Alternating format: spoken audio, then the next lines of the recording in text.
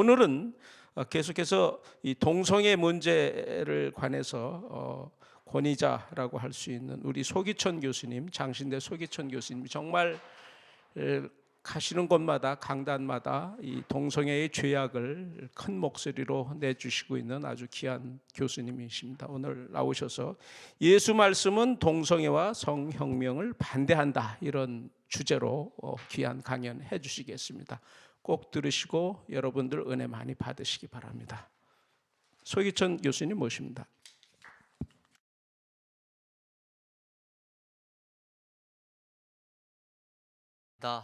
네, 잘 소개해 주셨고요. 지난번에 한 달 전쯤인데 여러분 다 잘 들으셨는데, 지난 한 달 전에는 제가 예수님의 말씀 가운데서 세례 요한의 설교가 회개를 촉구하는 심판의 말씀이 많이 있기 때문에 이제 그런 말씀을 드렸어요. 특히 회개라고 하는 단어를 히브리어로 테슈바, 그렇게 말씀드렸는데, 테슈바는 회개에 대한 촉구입니다. 심판을 목적으로 하신 것이 아니라 잘못을 깨닫고 뉘우치게 하고 돌아설 때 하나님께서는 사랑으로 용서하신다고 하는 그런 메시지를 세례 요한의 설교를 통해서 여러분에게 말씀을 드렸습니다. 그래서 비유적인 말씀 가운데 알곡과 쭉정이, 이런 말씀을 드리면서 옛날 농기구 가운데 키를 가지고 이렇게 돌멩이를 골라내지 않았습니까? 그럼 돌멩이가 무거우니까 안쪽으로 들어가고, 건물은 가벼우니까 밖으로 떨어져 나가고, 그리고 가운데 알곡이 모아지는데, 농부는 타작마당에서 키를 가지고 알곡과 쭉정이를 가려내는데, 마지막까지 돌은 키 안쪽에 그냥 남아 있는 거예요. 알곡보다 무겁기 때문에. 그때 어떻게 됩니까? 마지막에는 주인이 알곡을 추리고 돌은 이제 내팽개쳐 버리지 않겠습니까? 여러분, 마지막 이게 하나님의 심판이에요. 여러분, 동성애자 하나님이 당장 심판하는 것 같지 않죠? 그러나 하나님의 창조의 목적에 위배되는 잘못된 하나님에 대한 반항이기 때문에, 그러나 우리 하나님께서는요 참고 기다리시는 거예요. 그 이유는 한 가지입니다. 지금은 잘못됐지만 잘못을 뉘우치고 회개하고 용서를 구하고 돌아오면 우리 하나님께서는 받아주십니다. 사랑으로 용납해 주십니다. 다시 하나님께서 남자와 여자를 창조하셔서 창조 목적을 계속 이어가도록 하시는데, 동성애자들이 한때 환경의 영향을 받아서 잘못된 생각을 가지고 인간의 쾌락과 욕망에 휩쓸려 있는데, 그러나 복음을 통해서만 돌이킬 수 있어요. 여러분, 인간의 쾌락과 욕망이 얼마나 무서우냐 하면요, 결코 인간의 의지로서는요 그 동성애로부터 벗어날 수 없는 거예요. 그러나 예수 그리스도의 복음이 그 심령을 뜨겁게 달구고 성령께서 강권적으로 역사하시게 될 때 그 심령이 돌이켜서 회개함으로써 주님 앞에 돌아오게 됩니다. 그러면 사랑이 많으신 하나님께서는요, 마치 탕자가 아버지 품을 떠났을 때, 그러나 그 아버지는 한순간도 그 탕자를 잊지 않고 팔을 벌려 기다리시는, 이 기다리시는 아버지의 모습, 바로 이게 탕자와 큰아들의 비유를 통해서 돌아온 탕자가 돌아오는 그런 말씀을 우리에게 보여주고 있는데, 회개하고 돌아오면 언제든지 하나님께서는 용납해 주십니다. 그런 내용을 지난 시간에 말씀을 드렸는데, 오늘은요 여러분에게 제가 제2장 에라스테스와 에로메네스 동성애에 대해서 말씀을 드리려고 합니다. 이거는 만국적인 현상이에요. 그래서 제가 이 문제를 다룰 때 제가 신약학자고 또 이단 문제에 대해서, 고대 이단 문제 많은 제가 관심을 갖고 공부를 해 오면서 자연스럽게 그 고대 이단의 배경, 플라톤 사상, 또 소크라테스, 아리스토텔레스, 이런 그 고대 문헌들을 제가 공부를 하게 됐는데 그걸 공부하면서 보니까요 동성애의 뿌리가 거기서부터 시작이 되더라고요. 그래서 오늘 여러분에게 제가 플라톤의 대화록에서 소크라테스가 제자들과 나누는 대화록인 향연에 대해서 여러분에게 말씀을 드리려고 합니다. 이 향연을 보면요 사람의 성은 세 가지가 있다 그렇게 이야기해요. 여러분 그 성은 자웅동체의 성입니다. 이 자웅동체라고 하는 이 단어는요 소크라테스가 쓰고 있는 표현인데 안드로지누스 시인에게서 이 자웅동체가 나왔다 하는 말이에요. 결국 영어의 안드로진이라고 하는 말은요 헬라어 안드로지누스에서 나온 말인데 자웅동체라는 말의 뜻은 뭐냐 하면요 한 몸에 남자와 여자가 같이 존재한다 바로 그 의미예요. 그런 점에서 첫 번째 성은 자웅동체의 성이고 두 번째는요 남성과 여성. 그래서 소크라테스에 의하면요 성은 이렇게 남녀가 한 몸이 되어 있는 성과 그리고 남자의 성과 여자의 성 이렇게 이야기를 하는데 그 첫 번째가 자웅동체의 성입니다. 남자도 아니고 여자도 아닌 것이 한 몸으로 되어 있어요. 그래서 소크라테스는요 남성과 여성이 따로 태어나는 것이 아니라 한 몸인 자웅동체에서 원래 한 몸으로 있었다 이거예요. 남성도 아니고 여성도 아니고 그런데 여기서 남성으로 갈라지고 여성으로 갈라지는 성이 나오게 됐다. 그러니까 최초의 성은요 남성과 여성이 아니고요 하나의 성, 자웅동체의 성이에요.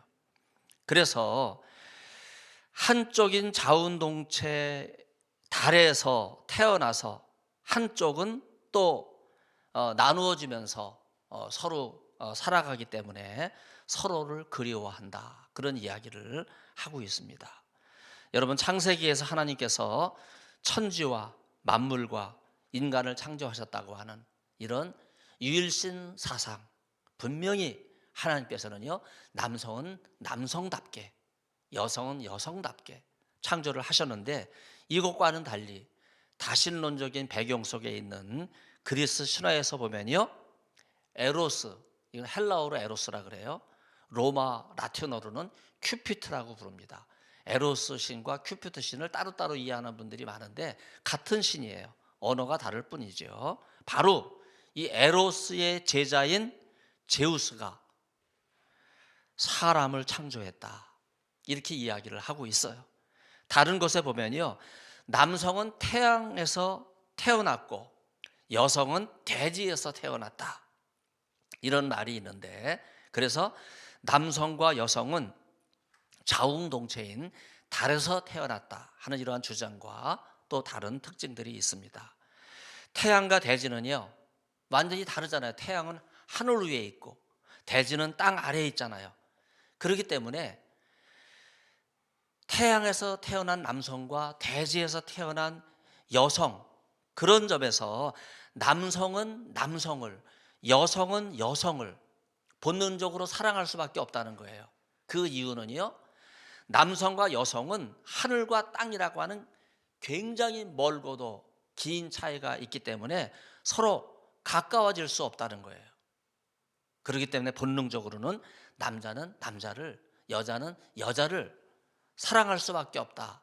바로 이게 플라톤의 대화록 편에 있는 향연에서 우리가 볼 수 있는 이야기입니다. 장신대 성지연구원이 있는데 거기 성지연구원의 유물 가운데 양두영 신상이 있어요. 한 몸에 두 개의 머리가 있어서 양두영 신상인데 히타이트 시대의 유물입니다. 여러분 이 유물을 보면요 두 몸이 하나로 결합된 형태로 되어 있는데 고대 신전 제사에 동성애로 가득 찼던 인간의 쾌락과 탐욕을 상징하고 있는데 여러분 이런 자웅동체 한 몸에 두 몸이 결합되어 있는 이런 형태는요 고대 유물 가운데 굉장히 많아요. 여기저기 흩어져 있는데 이런 자웅동체 유물이 많다고 하는 것은 무슨 의미입니까? 고대에 이런 자웅동체의 신화는요, 인간의 삶을 지배했어요. 다시 말해서 동성애가 인간의 문화를 지배했던 그 영향력이 얼마나 컸으면 수천 년 된 이런 유물들이 아직도 남아 있는가, 우리는 그 유물을 통해서도 확인을 해볼 수가 있겠습니다. 지난 4월 26일입니다.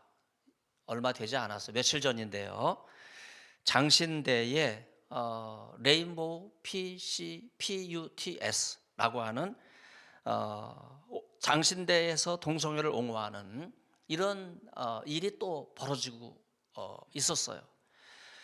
이미 장신대에 동성애를 옹호하는 무지개 신학교가 있다 하는 말은 여러분 알고 계실 거예요. 벌써 몇 년 전부터 활동을 하고 있습니다.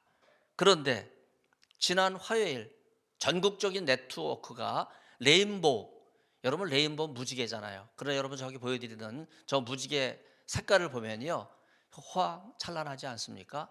여러분 저거는요, 노아의 무지개가 아니에요. 노아의 무지개와는 근본적으로 다른 그런 무지개 깃발을 휘둘리고 있는 그런 전국적인 네트워크가 장신대에서도 활동을 시작했다 하는 거예요.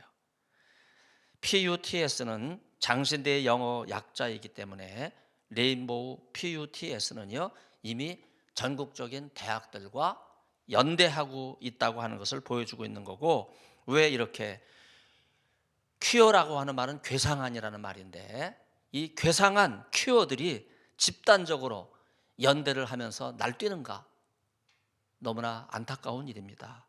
이미 수천 년 전부터 그리스 로마 신화에서 비롯된 심포지움, 이 향연 문화가 바로 이 레인보우 동성애 무지개에 깊이 뿌리를 내리고 있다고 하는 사실을 우리는 기억을 해야 하겠습니다.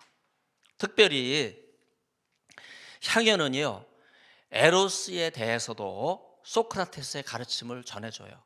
그래서 여러분 플라톤의 향연편, 에로스 편이 굉장히 중요한데, 여러분 동네 문화 도서관에 가면 새 책들을 다 구비하고 있어서 여러분 얼마든지 그 신화를 볼 수 있습니다. 창조 때 카오스, 혼돈이 생겨났다 그러죠. 그리스 로마 신화를 보면요, 카오스 신이에요. 혼돈의 신입니다. 혼돈의 신 이후에 대지의 신인 가이아와 사랑의 신인 에로스가 태어나게 되는데, 소크라테스는 에로스야말로 올림피아 그 아크로폴리스에 있는 신들 가운데 가장 오래된 신이 바로 에로스다. 특별히 에로스를 추앙을 하고 있어요. 그리스 신화에서 에로스는요, 동성의 사랑이라고 하는 화살을 쏘아서 성인 남성이 미소년을 사랑하게 하는 거예요. 여러분 이건 일반적으로 그럴 수 없는 거예요. 어떻게 나이 차이가 30살, 40살 이상 차이가 나는데 성인 남성이 애띤 미소년을 성적인 대상으로 사랑할 수 있단 말인가? 이걸 가능하게 하는 것이 그리스 로마 신화의 에로스가 사랑의 화살을 쏘는 거예요. 여기 좀 뭐 연인들이 서로 연애를 하면서 에로스 큐피트 화살을 맞았으면 좋겠다, 그렇게 동경하고 있지만은요, 원래 그리스 로마 신화를 보면요, 성인 남성이 미소년과 동성애 사랑을 하도록 하는 바로 그 출발점이 바로 이 에로스의 화살입니다. 오늘은 여러분들이 잘 들어보지 못했던 내용들을 접하시게 될 텐데, 그 제목도 제가 에라스테스와 에로메네스의 동성애 이렇게 제목을 걸었어요. 이게 만국적인 현상입니다. 이 만국적인 현상의 배후에는요, 에로스 신의 화살이 있다고 하는 것을 기억을 해야 돼요. 불가능한 거예요. 어떻게 성인 남성이 미소년을 성적으로 유린하고 자신의 성적 쾌락을, 욕망을 만족하기 위해서 어떻게 성인이 보호해야 될 미소년을 쾌락의 대상으로 삼을 수 있다고 하는 말입니까? 있을 수 없는 거예요. 에라스테스라고 하는 말은요, 미소년을 사랑하는 40대 미만 성인 남성이 바로 에라스테스예요. 바로 이것을 우리는 에로메네스와 구분하죠. 에로메네스는 누굽니까? 바로 성인 남성의 사랑을 받는 대상. 그래서 다른 말로는 파이데카라고도 불러요. 교육을 받아야 되는 청소년들이에요. 여러분, 이런 일이 있을 수 있습니까? 어떻게 성인이 청소년을 성적 대상으로 유린할 수 있어요? 그런데 이게 플라톤의 에로스 편을 보면요, 이걸 찬양하고 있어요. 연사들이 등장하면서 자기들의 이런 동성애 경험을 자랑합니다. 무슨 영웅담처럼 늘어나요. 그리고 많은 사람들이 그걸 듣고 또 실천에 옮기고 동조를 합니다. 바로 이것이 그리스 로마에 팽배했던 동성애 문화예요. 이게 신들의 이야기이지만은 당대를 살아가던 인간의 삶을 보여주고 있는 것이기 때문에 신화는 신들의 이야기가 아니라 바로 인간들의 이야기입니다. 신들이니까 성인 신이 미소년 어린아이를 성적 쾌락의 대상으로 삼았겠거니, 여러분 그렇게 생각하고 넘어가면 안 돼요. 바로 이러한 신들의 이야기가 그리스 로마 시대에 팽배했던 동성애 문화였습니다. 그리스 신화에서 가장 오래된 신인 에로스는요, 여러분 사랑의 신이 아닙니다. 제가 이것을 깊이 연구한 사람이기 때문에 저는 에로스는 사랑의 신이 아니라 동성애 신이다, 저는 그렇게 정의를 합니다.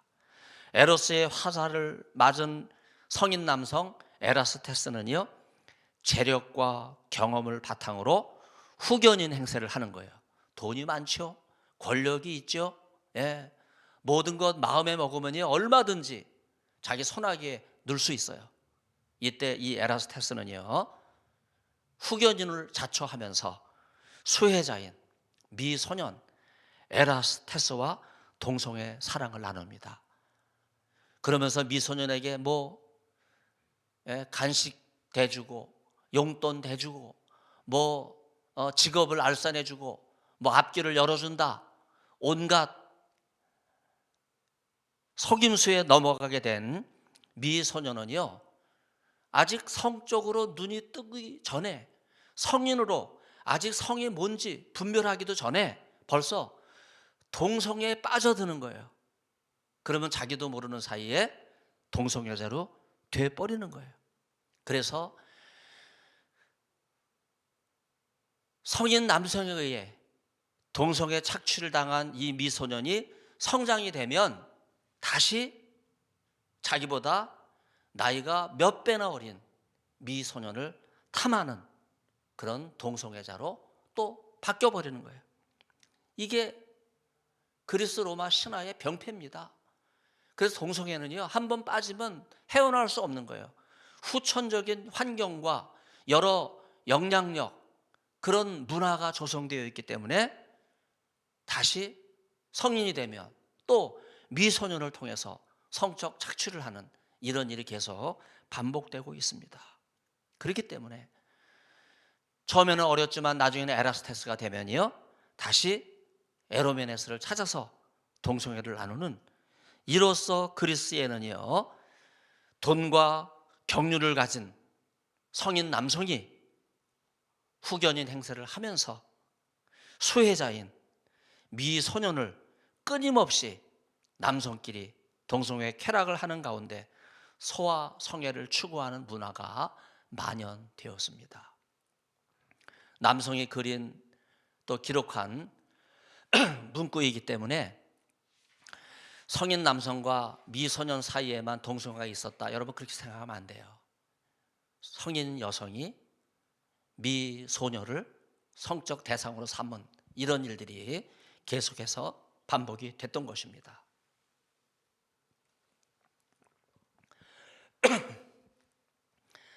그리스에서 발생한 스토아 철학과 견유학파가 꽃을 피운 곳으로 로마 시대에 식민지로 건설됐던 이 에베소라고 하는 곳은요, 저는 아시아의 영혼이라고 부를 만큼 많은 사람들의 관심을 집중시켰던 것이 바로 이 에베소, 바로 사도행전 18장, 19장 보면 아시아가 자주 나오는데 여기서 언급된 아시아는요, 주로 에베소를 가리켜요. 특히 사도행전 19장 10절을 보면요, 에베소에는요 많은 고고학적 그 중심지가 있었는데, 그래서 여러분 성지를 가게 되면 이제 에베소를 많이 가시게 돼요. 그런데 여러분, 이 에베소는요 그 고고학적으로 에로스 유물이 가장 많이 발견된 곳입니다. 그래서 우리가 에베소를 가게 되면 겉모습만 보고들 많이 오시는데, 예를 들면 에베소의 셀수스 도서관, 그래서 고대 3대 도서관 가운데 하나, 알렉산드리아와 버가모, 그 도서관과 어깨를 나란히 하고 있는 에베소의 셀수스 도서관. 그런데 저는 에베소의 셀수스 도서관 가서 사람들이 보지 못하는 그 동성애 그 고대 현장을 제가 확인하게 됐어요. 그러니까 낮에는 도서관 간다 이렇게 학자들이 핑계를 대고 셀수스 도서관을 가는 거예요. 그런데 이게 에라스테스와 에로메네스, 이 성인 남성과 미소년의 에로스 동성애 이 문화가 그 당시에 팽배했다고 제가 말씀드렸잖아요. 그러니까 말은 도서관에 간다고 핑계를 댔지만 내면에 끓고 있는 이 동성애 쾌락과 욕망을 누르질 못하고 이제 동성애 사랑을 하기 위해서 이제 공창들의 집을 찾아가야 되는데, 밝은 대낮에 그 동성애 현장을 찾아가기는 어렵잖아요. 그래서 에베소 셀수스 도서관 지하 보면요 터널이 있어요. 터널이 있는데 그 터널이 도서관에서 바로 동성애 공창들의 숙소로 이어지는 그 지하 터널이 있어요. 그 지하 터널 양쪽을 오가면서 은밀하게 동성애 사랑을 행했던 바로 그것이 에베소인데, 그러다 보니까요 이 에베소에는요 에로스 유물이 많아요. 제가 지난 시간에 우정에 대해서 말씀을 드렸는데, 동성애자들은요 남자 여자의 사랑을 우정이라고 하는 걸로 이야기하면서 우정은 곧 동성애를 가능하게 하는 어떤 인자가 된다, 그렇게 이야기해요. 여러분, 우정은 동성애와 완전히 다른 거거든요. 다시 말해서 우정을 모독하는 것이 동성애입니다. 동성애와 소와 성애의 상징으로 에베소에서 많이 발굴된 신이 에로스 신이에요. 그렇기 때문에 여러분, 에베소를 가시면요 반드시 에베소 박물관에 있는 에로스 유물들을 확인하셔야 됩니다. 요한계시록 2장 4절로 5절까지 보면 소아시아 가장 대표적인 에베소 교회를 향해서 첫사랑을 회복하라 이렇게 말씀하고 있어요. 여러분, 에로스 유물이 가장 많이 발견되고 그리스 로마 신화의 동성애의 그 문화가 쩌들어 있는 바로 이 에베소 교회를 향해서 첫사랑을 회복하라 하는 이 말씀은 뭐예요? 동성애 사랑으로부터 떠나서 예수 그리스도의 복음으로 돌아왔으면 이 아가페의 사랑에 굳게 거할 것이지, 다시 인간의 쾌락과 욕망이 그리워서 이 아가페 사랑, 이게 첫사랑인데 이 사랑을 버리고 다시 동성애 사랑으로 돌아가는 이런 일이 있어서는 안 된다. 바로 이것이 배교예요. 바로 첫사랑을 회복하라고 하는 이런 말씀은 바로 요한계시록의 에베소 교회를 향해서 주시는 준엄한 명령입니다. 에베소 교회가 동성애의 음행에서 벗어나 그리스도의 십자가의 사랑을 체험하고도 인간의 욕망을 이기지 못해서 다시 동성애의 음란한 길로 빠지게 되었을 때 거듭해서 첫사랑을 회복하라고 하는 이러한 말씀이 울려 퍼지는데, 지금도 이 말씀은요 오늘 우리 시대의 예외가 아닙니다. 예수 그리스도의 복음을 듣고 이 복음을 땅끝까지 전하려고 신학교까지 왔는데 아직도 동성애 그 욕망을 버리지 못하고 신학교까지 와서 동성애를 옹호하고 목사가 됐는데도 동성애를 옹호하고 이념적으로 동성애를 인권으로 옹호하는 여러분, 이런 사람들을 향해서 에베소 교회에 들려진 첫사랑을 회복하라고 하는 이 말씀은 준엄한 명령으로 우리에게 들려오고 있습니다. 신약 성경의 3대 저자 누굽니까? 13개 서신을 쓴 바울, 그리고 누가복음과 사도행전을 기록한 누가, 그리고 요한복음과 요한 1, 2, 3서와 요한계시록을 기록한 요한. 여러분, 이 신약 성경 3대 저자가 사역을 했던 곳이 바로 에베소예요. 이들이 에베소를 거점으로 해서 영적 지도자로 활동하게 되었을 때 바로 사도 바울은요 거기서 두란노 서원을 만들어서 동성애에 빠져 있었던 사람들을 주님 앞에 돌이킨 거예요. 그리고 에베소에 누가의 무덤이 있습니다. 마지막 거기서 상해를 마칠 정도로 누가복음과 사도행전은요 기도와 성령을 통해서 동성애 문화를 무너뜨리고 예수의 복음을 세우려고 노력한 겁니다. 요한 기념교회가 있어요. 바로 사랑의 사도 요한이죠. 에로스의 동물적인 사랑이 아니라 아가페 하나님의 사랑을 나타내기 위해서 온 마음과 뜻과 정성을 다 기울인 사도 요한. 바로 이 3대 신약성서 저자들이 에베소에 가득한 동성애의 우상을 몰아내고 예수 그리스도의 거룩한 복음을 세우려고 힘쓴 분들이셨습니다. 에베소도 동성애로 멸망당한 도시이지만은요 십자가와 부활의 복음이 인간의 쾌락을 이기게 하고 동성애로 만신창이가 된 육체의 질병으로부터 구원하는 계기가 됨으로써 에베소는 아시아 전역에 복음이 전파되는 진원지가 되었기 때문에 저는 에베소를 아시아의 영혼이다 그렇게 부르는 거예요. 물론 여기서 말하는 아시아는요 소아시아죠. 그래서 에베소는 소아시아의 영혼과 같습니다. 여러분 지금 화면에 사진이 등장했는데 에베소 박물관에 전시된 소와 성의 상징으로 발견된 에로스 유물입니다. 제가 찍은 사진이에요. 여러분 미성년자가 있기 때문에 제가 미리 말씀을 드립니다.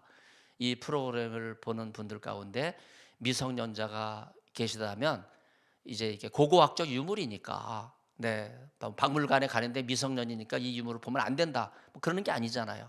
그래서 제가 에베소 박물관에서 찍어온 사진들인데 두 남성 에로스 신이에요. 여러분 날개가 있잖아요. 에로스 신의 상징은 날개입니다. 두 에로스 신이에요. 두 남자 에로스 신입니다. 그런데 이 두 에로스 신이 들고 있는 저 진흙 유물이 뭡니까? 발기된 남성의 남근이에요. 여러분 저 유물이 에로스 신의 정체성을 적나라하게 보여주는 거예요. 바로 에로스 신은요 동성애 사랑을 유발하는 신이에요. 동성애 신이라고 하는 것을 저 유물이 극명하게 보여주고 있어요. 여러분 저 유물이 천사니까 날아가는 것처럼 되어 있잖아요. 제가 가서 보니까요 저게 끈에 매달아 나왔어요. 보이지 않는 끈이 보이지 않잖아요. 이것저것 자유롭게 날아다니면서 사람들에게 동성애 화살을 쏴서 동성애 쾌락을 심어주고 그 동성애 쾌락을 통해서 파멸하게 하는 바로 그 현장이 바로 에베소였다고 하는 것을 저는 너무나도 안타깝게 생각합니다. 어린 소자를 동성애 대상으로 삼은 그리스 문화는요 그 대가를 철저하게 치렀습니다. 찬란한 문화에 비하면 여러분 지금도 그리스 인구는요 보잘것없어요. 생활 수준도 낙후되어 있습니다. 여러분 그리스는요 모계 사회예요. 여성 중심의 사회입니다. 그러면 지금 21세기가 여성의 시대이기 때문에 당연하다 이렇게 생각하는 분들이 많이 있지만은요, 그럴 수밖에 없는 이유는요, 남성들이 이 그리스 신화가 시작된 곳이 그리스잖아요. 이 동성애 문화가 뿌리를 내린 곳이 바로 그리스잖아요. 에로스 신의 지배를 받다 보니까 남성이 동성애에 빠져서 결국은 제 역할을 감당하지 못한 이런 나라가 바로 그리스도 되어버렸다 하는 거예요. 동성애 교육은 어쩌다 빠지는 것이 아닙니다. 후천적인 교육을 통해서 그리스 사회 전반으로 퍼져 나갔습니다. 무슨 생각을 하고 살아가느냐에 따라서 그 사람의 마음에 평생 지울 수 없는 것으로 남게 된다 하는 이러한 사실, 우리는 신화와 동성애 교육을 통해서 분명하게 확인할 수가 있습니다. 그리스 신화에서 만연된 비극 문화군요, 신전 제사와 동성애 교육에 뿌리를 깊이 내리고 있어요. 결국은 이런 동성애 교육이 지금 현대 그리스를 망국적인 나라의 현실로 만들었다 하는 거예요. 그렇기 때문에 제가 망국적인 에라스테스와 에로메네스 신화, 바로 그 내용을 제가 여러분에게 말씀을 드리는 겁니다.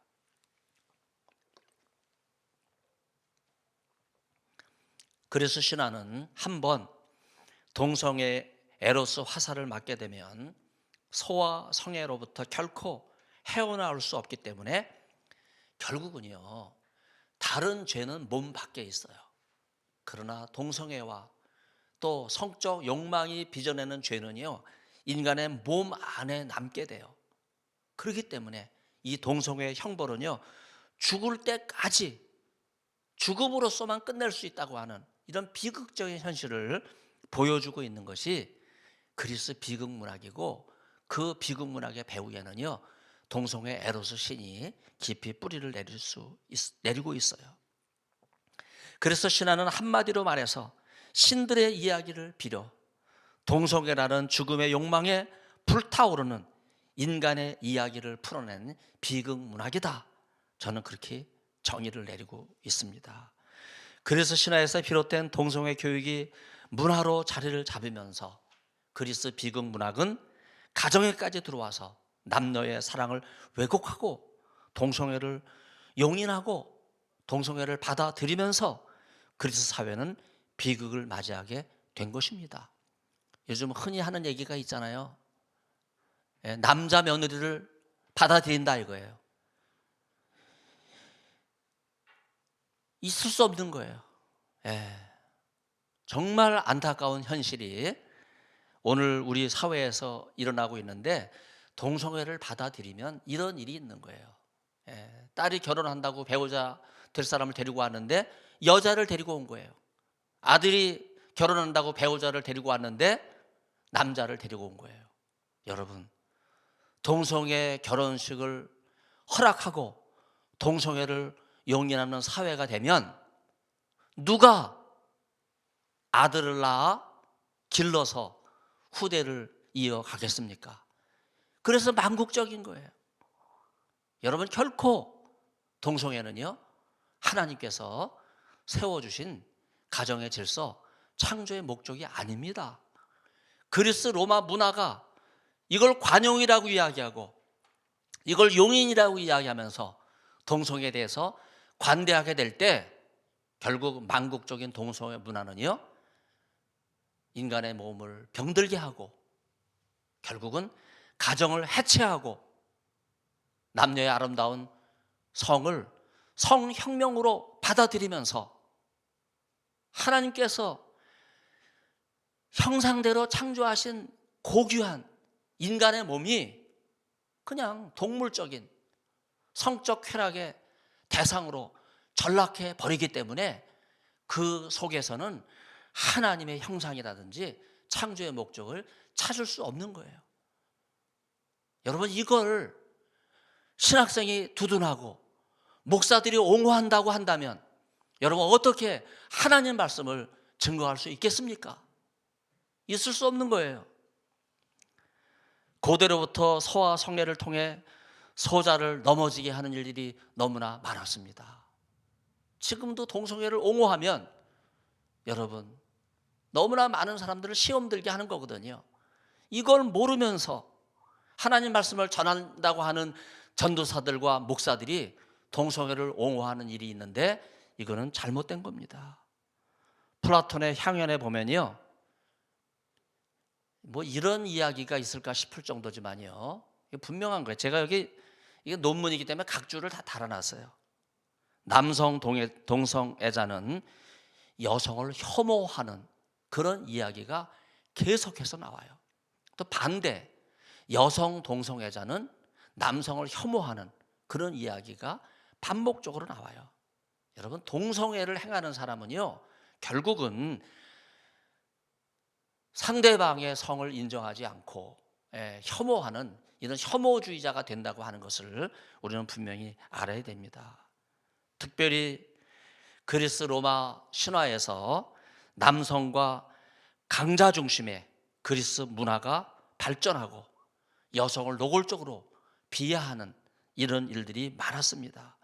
이런 남성 우월적인 의식이 여성을 비하하고 결국은 어린이를 성적인 대상으로 확대하고, 바로 이런 문화가 지금 이슬람 문화의 자리를 잡고 있어요.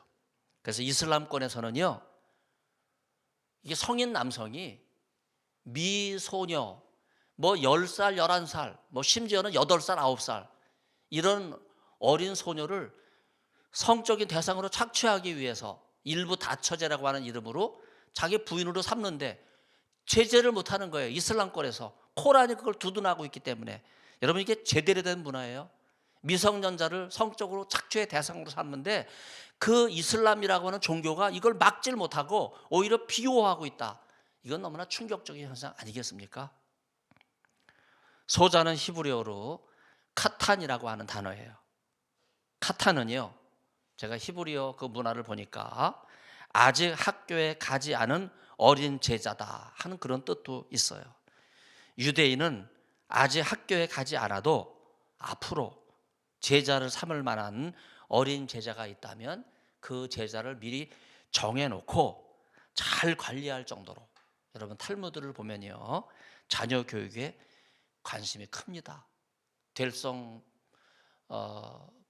부른 나무는 떡잎부터 알아본다 하는 우리말이 있는 것처럼 향후 크게 성장하게 될 어린 제자를 소자, 카탄이라고 그렇게 미리 정해놓고, 이런 카탄이라고 하는 교육 제도 속에서 유대인의 가정교육은요, 이 어린 제자를 어떻게든지 건전하고 올바른 하나님의 형상을 닮은 인간으로 양육해야 된다고 하는 그런 책임이 있는 거예요. 그렇기 때문에 이런 차원에서 소자를 실격시켜서는 안 된다, 바로 이런 말씀하신 것이 예수님의 말씀이에요. 이런 예수님의 말씀을 우리가 이해하면요, 예수님께서는요, 그리스 로마 신화에서 이 동성애 문화를 알고 계신 거예요.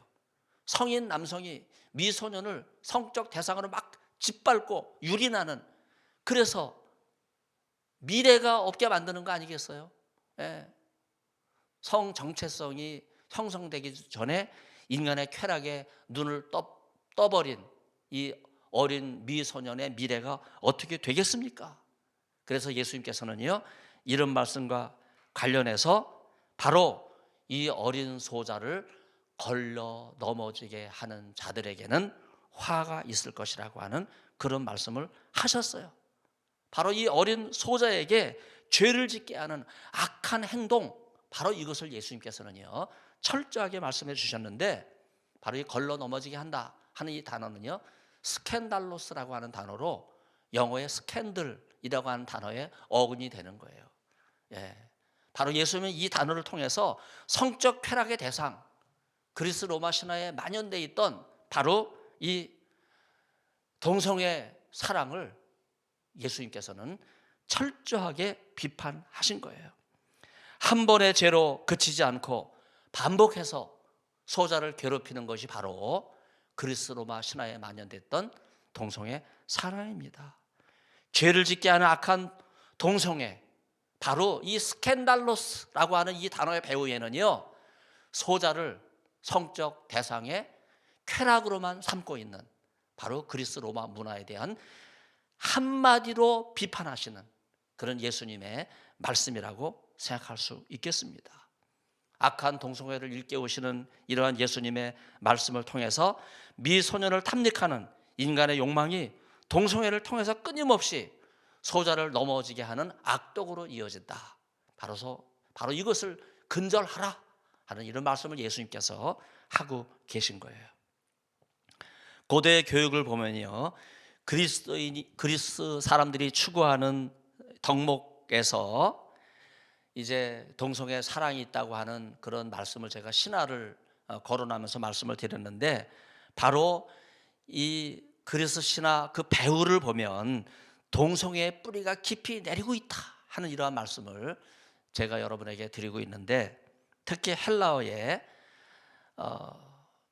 아레스라고 하는 단어가 덕목이라고 하는 뜻인데 원래 탁월함이라고 하는 뜻이에요. 그런데 이 덕목이라고 하는 걸 그리스 로마 사람들은요 뭘로 이해하냐 하면요, 성인 남성이 미소년을 후견인이 돼서 보호해주는 바로 이것을 바로 아레테, 덕목으로 탁월한 그런 이념으로 그렇게 이해하고 있더라 하는 거예요.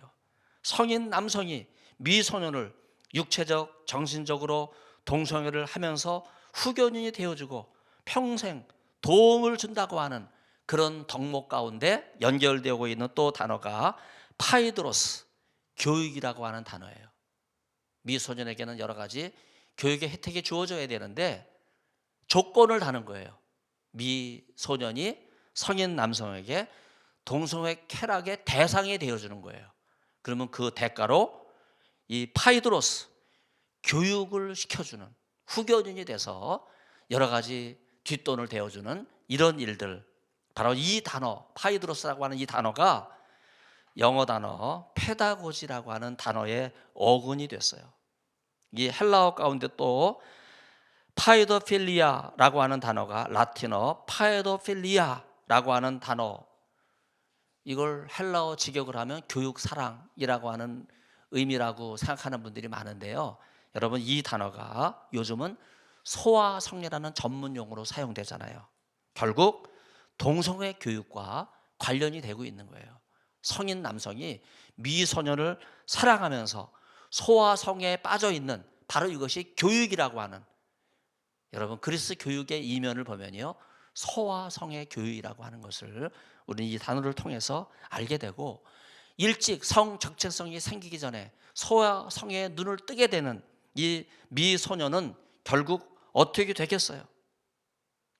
이제 성인이 되다 보면 자연스럽게 변태 성욕과 성독착증에 가까운 왜곡된 정신병자가 돼버리고 마는 거예요. 결국은 심리적 질병입니다. 강박관념이, 성에 집착하는 이 강박관념이 소아성애를 유발하기 때문에 페도필리아는요 바로 소아성애라는 단어예요.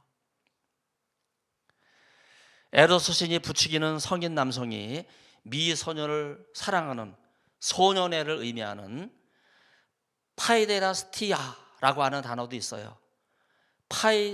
파이데라스티아. 네.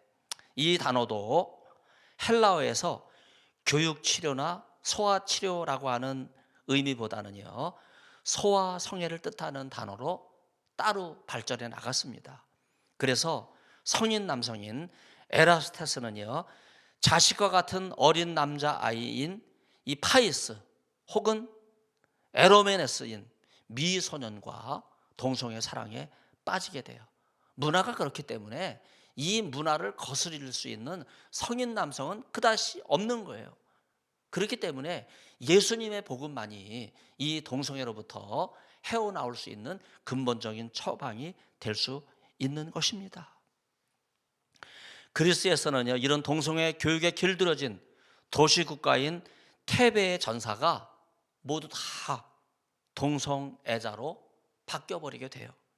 기원전 338년 마케도니아의 필리포스 2세와 카로네이아 전투를 벌이게 되는데 결국 동성애자들이 군사가 됐는데 무슨 힘이 있겠어요? 전멸하고 말아요. 바로 이게 그리스 로마 신화에 나오는 한 대목입니다.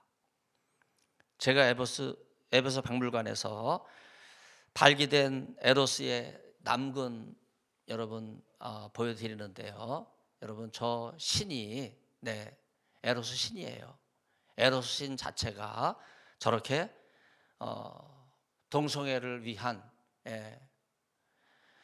성적 욕망에 가득 차 있다고 하는 것을 우리는 기억해야 됩니다. 저는 도대체 저 유물이 뭘까? 굉장히 몇 년 동안 고민하고 갈 때마다 그 설명서를 보면서 도대체 뭘까? 제가 의식을 많이 가졌는데 에베소에서 발견된 유물 가운데 소와 성의 상징인 에로스 점토상이 가장 많다. 그래서 에로스 박물관은 다른 박물관이 아니에요. 에베소 박물관은 바로 에로스 신 박물관이다. 그렇게 말해도 과언이 아니에요. 왜 이렇게 에로스 점토상이 많을까? 그 이유는요. 에로스가 바로 에베소의 세계 7대 고고학 유물 가운데 불가사의 가운데 하나인 아데미 신전에 창궐하던 성창들이 가지고 놀던 바로 장난감이에요. 여러분 지금 에베소를 가시면요. 아데미 신전에 하나밖에 남지 않은 커다란 이 주상, 그것만 바라보고 와 대단하다 그렇게 이야기하는 분들이 많이 있는데요. 저는요 장신대에서 인솔하고 가게 될 때 바로 그 에베소에 있는 아데미 신전 바로 앞에 있는 폐허가 되어 있는 숙소에 주목해요. 여러분 그 숙소는요 아데미 신전에 신전 제사를 드리러 온 남자와 여자 신도들, 여러분 먼 곳에서 왔기 때문에 하룻밤 묵어야 되잖아요. 바로 그 앞에 있는 숙소에서 남자 신도는 남자 공창들이, 여자 신도는 여자 공창들이 동성애 쾌락을 통해서 자기들이 섬기는 풍요의 신 아데미 여신을 즐겁게 했던 바로 동성애 숙소가 공창 제도의 현장이 바로 아데미 신전 제사터입니다. 에베소 박물관에 전시된 난금 이 장난감은요 고대 아데미 신전에 있었던 여성 공창들이 주로 사용했던 자위 도구였다. 저는 그렇게 고고학적 평가를 내립니다.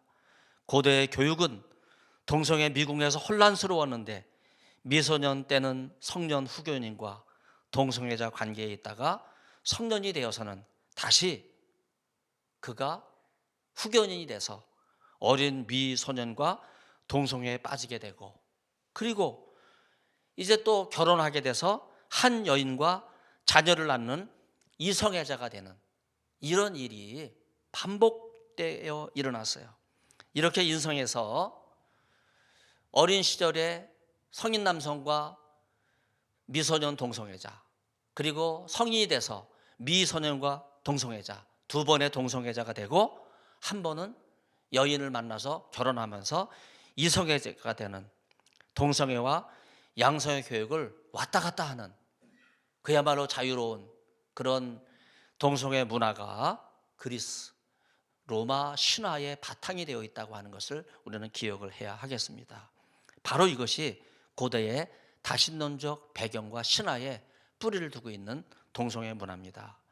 이런 이교도의 동성애 교육은요 하나님께서 남자와 여자를 창조하셨다고 하는 신앙 교육과는 판이하게 다르기 때문에 우리는 이걸 배척하는 거예요.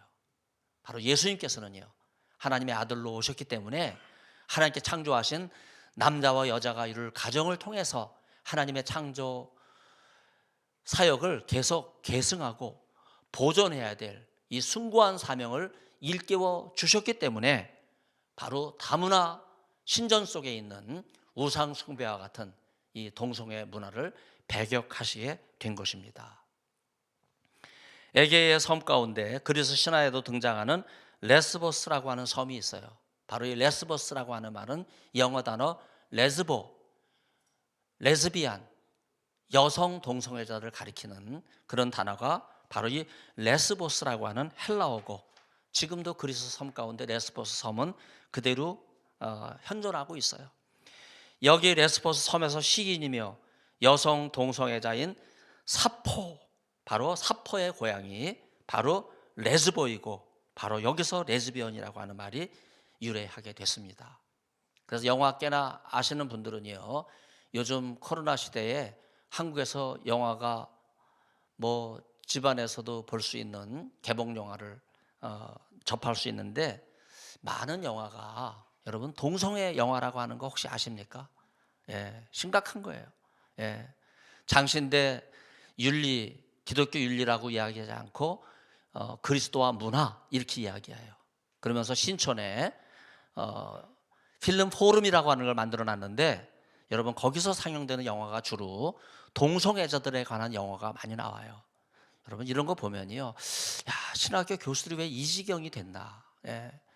성경적으로는 멀리하고 그리스 로마 문화기 때문에 예수님께서는 스캔달로스, 예, 동성애 쾌락을 용납하지 않는 이런 분명한 말씀이 있음에도 불구하고 그리스도와 문화라고 하는 아주 기괴한 논리를 통해서 동성애 인권을 옹호하는, 여러분 이런 시대가 됐다고 하는 건 너무 안타까운 일이에요.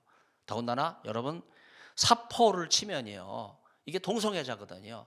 여러분 이런 그리스 로마의 이 신화의 영감을 받아가지고 이런 동성애 영화를 끊임없이 만들어내는 바로 이런 문화가 현대 동성애 타락을, 동성애를 옹호하는 이러한 문화로 계속되고 있는데, 바로 그 배후에는 그리스 로마 신화가 뿌리를 내리고 있는 거예요. 30대 초에 남편과 사별한 사포는요, 기원전 7세기에 뮤즈의 집이라고 하는 학교를 세웁니다. 그런데 이 학교는 다른 게 아니에요. 동성애자 학교입니다. 여성인 사포는요, 남성과 사별하게 되자 성적 욕망을 채우기 위해서 뮤즈의 집에서 여제자인 아티스와 동성애 사랑에 빠집니다. 50세가 되어서 사포는요, 미소년인 파온과 사랑에 빠져요. 그래서 결국은요, 이 사포는요, 미소녀와 미소년의 사랑을 섭렵하는 거예요. 이렇게 모든 성관계를 섭렵한 사포가 남성 미소녀를 사랑한 문화에서 발생한 단어가 헤타이라라고 하는 단어인데, 이 헤타이라라고 하는 단어는요, 창녀라고 하는 단어예요. 여러분 창녀라고 하는 단어는요, 결국은 동성애자다. 예, 그래서 신화에서 그렇게 유래가 된다고 하는 것을 여러분 기억하셔야 되고, 원래 사포와 같이 남편과 결혼한 이성애자가 미소년 아티스와 사랑에 빠져서 동성애자가 되고, 다시 파원이라고 하는 미소년과 사랑을 나누는 이성애자가 되었다고 하는 뜻에서, 여기서 말하는 호모섹스, 동성애는요, 헤테로섹스라고 하는 말로 표현하는 거예요. 흔히 헤테로섹스는요, 남녀 간의 사랑, 예, 그렇게 이해하는데, 원래 헤테로섹스든 호모섹스든요, 다 이 사포에게서 기원한 동성애 사랑이라는 뜻이에요. 이 동성애 사랑의 배후에는요, 하나님께서 남녀를 창조하신 가정의 질서와 창조의 목적을 정면으로 거부하고 인간의 욕망만 난무하는 바로 그 용어라고 하는 것을 우리는 여기서 기억을 해야 되겠습니다. 제가 에베소 박물관에서 에로스와 미소년의 사랑이라고 하는 그 유물을 여러분에게 보여드려요. 날개가 있는 저 에로스 신이 바로 미소년과 사랑을 나누는, 결국 에로스 신은 동성애 신이라고 하는 것이 저 유물을 통해서 분명하게 드러나고 있는 겁니다. 고대 이방 신전에서 한평생 성관계를 이성애자에서 동성애자로, 그리고 양성애자로 옮겨가서 바로 이런 여성을 창녀라고 하는 단어, 헤타이라라고 하는 이름을 만들어냈는데, 바로 이 현장이 우상을 숭배하는 이방 신전의 성창들의 직업이었다고 하는 것을 우리는 알 수 있어요. 사도 바울은 지중해 이곳저곳 27년간 다니면서 복음을 전하게 됐는데, 하나님의 창조 질서를 어지럽히는 이런 음란한 문화를 회복시키기 위해서 동성애와 양성애와 성전환을 이단으로 규정했어요. 제가 앞에서 이야기했던 그 사포, 결국은 동성애와 양성애, 성전환, 바로 이게 그 문화의 한 현상이라고 하는 것, 일반적인 현상이다. 이게 특수화된 모습이 아니고 그 당시 사람들은 이런 문화의 영향을 받아서 후천적으로 동성애 영향을 받고 살아갈 수밖에 없었다 하는 그걸 보여주고 있는 거예요. 그래서 이단이라고 하는 단어는요, 헬라어가 하이레시스라고 하는 단어인데, 이 단어는 고대 창녀인 헷타이라라고 하는 단어와 연결이 되어 있어요. 이단은 뭐가 이단입니까? 이방 신전에 가득한 동성애를 유발하는 우상 숭배에 빠져서 거기에서 허우적거리면서 고대 성창들 헷타이라와 동성애 사랑을 나누고, 결국 이 동성애 우상 숭배를 사도 바울은 27년을 다니면서 이 악동 목록을 제거해야 올바른 기독교 신앙 삶을 누릴 수 있다고 하는 그런 차원에서 기독교 신앙에 위배되는 것으로 철저하게 죄악시하였습니다. 그래서 신화는 인간의 욕망에 사로잡힌 동성애와 성전환으로 얼룩져 있습니다. 심지어 아리스토파네스의 비극문학인 리시스트라테라고 하는 책을 보면 여성이 전쟁을 막기 위해 남편에 맞서서 성적 혁명을 일으켜요. 참 굉장하죠. 네. 그래서 렘노스라고 하는 섬에서 아내는 남편을 모두 살해합니다. 다나우스의 딸 50명도 신혼 첫날 밤에 남편을 잔인하게 살해하는데, 그 설을 지키기 위해서 남편들을 다 죽이죠. 그래서 그리스 신화에 동성애로 인한 심판과 파멸이 자주 등장해요. 우리는 그걸 흥미진진하게 읽고 있지만은요, 정말 대단한 살육의 현장이 바로 이 동성애 현장이라고 볼 수 있습니다. 자녀들이 그리스 신화에 빠져드는 이유를 생각해 본 적이 있습니까? 그리스 로마 신화 책만 들려주면요, 애들이 잠을 안 자요. 다른 책을 보지 않습니다. 왜 그럴까요? 바로 그 배우의 동성애가 인간의 쾌락을 자극하고 인간의 본능을 자극하기 때문에, 여러분 그리스 로마 신화 가급적이면은요 아이들에게서 멀리 할 필요가 있어요. 결국 이 동성애 문화가요, 아이들의 이 성적 감수성을 자극하고 결국은 하나님으로부터 멀어지게 하는 거예요. 자녀들이 은근히 인간의 욕망을 즐기면서 혼자 있을 때 자위를 하기 위한 본능에 이끌리기 때문에 결국 그리스 로마 신화가 성적 충동의 교과서처럼 되어버린 거예요. 그래서 부모는요, 성경적 신앙 교육으로 자녀를 잘 이끌어야 됩니다. 죄를 지은 자를 경고하고 죄를 뉘우치는 자를 용서하는 것이 하나님의 공의와 사랑의 측면에서 상호 조화를 이루어야 할 신앙교육의 아름다운 덕목입니다. 흔히 죄를 경고하면서 사랑으로 용서하지 못하고 반대로 죄를 경고하여 그를 깨우치지도 못하면서 용서를 먼저 하고 하나님의 공의와 사랑을 그르치는 경우가 너무나도 많습니다. 신앙교육의 핵심은요, 자녀에게 성경대로 가르치는 거예요. 그 좋은 방법은요, 성경을 읽게 하는 거예요. 그래서 어렸을 때는 어린이 성경, 그림 성경을 읽게 해요. 그리고 성인이 돼서는요, 아이들이 흥미 있을 수 있는, 그렇게 잘 편집되어 있는 그런 그림도 들어가고 또 고고학주 유물도 들어가 있는 그런 성경책을 사서 청소년 자녀들이 성경을 일찍 읽을 수 있는 그런 훈련을 해야 됩니다. 신화는 신들의 이야기입니다. 그러나 처음부터 끝까지 당대를 살아가던 인간의 삶을 보여주는 신화는 인간의 이야기예요. 그래서 신화에서 가장 오래된 신 중에 가장 대표적인 신이 제가 에로스 신이라고 말씀을 드렸습니다. 바로 동성애 신입니다. 앞에서 잠시 언급하였지만 에로스 화살에 맞은 성인 남성인 에라스테스는요, 죄락과 경험을 바탕으로 후견인 행세를 하면서 수혜자인 미소년 에로메네스와 동성의 사랑을 나눕니다. 미소년이 장성하여 에라스테스가 되면 다시 에로메네스와 동성의 관계, 사랑을 나눕니다.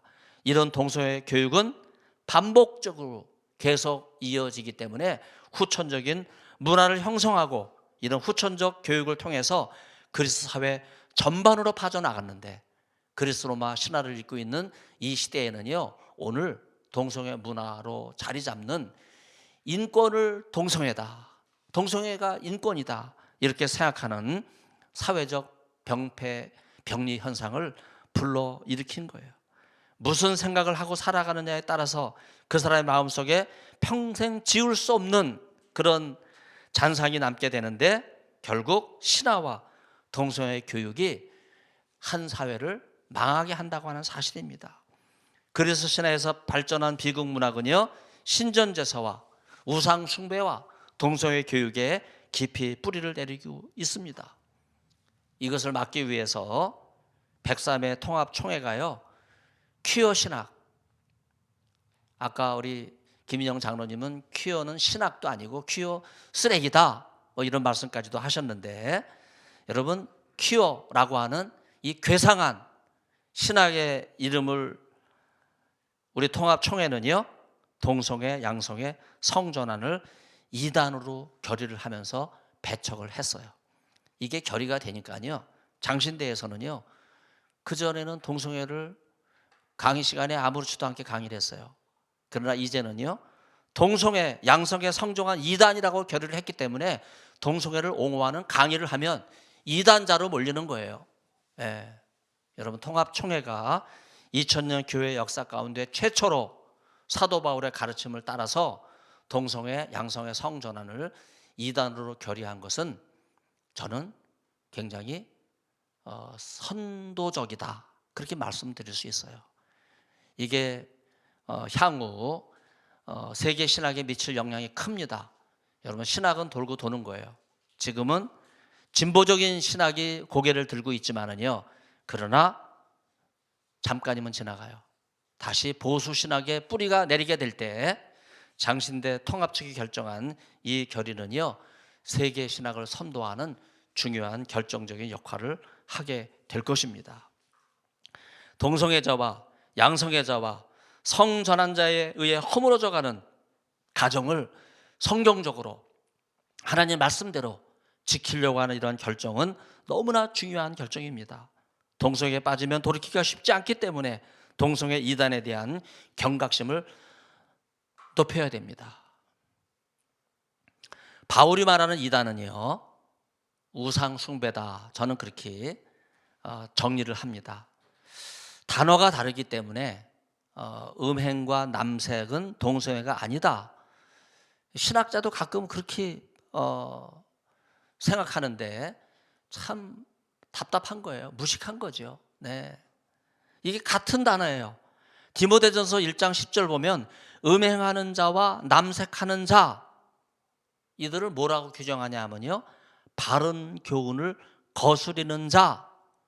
동성애를 옹호하는 사람은 누구예요? 바른 교훈을 거스리는 자. 여러분, 그렇게 규정되고 있는 거예요. 이런 점에서 신학교와 동성애를 옹호하는 목사들은 정신을 차려야 돼요.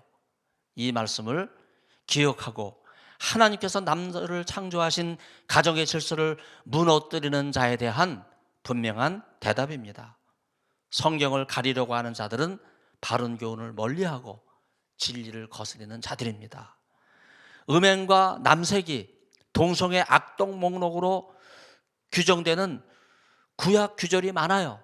창세기 19장 5절, 레위기 18장 22절, 20장 13절, 바로 남색하는 자와 동성애자는 돌로 서서 죽이라.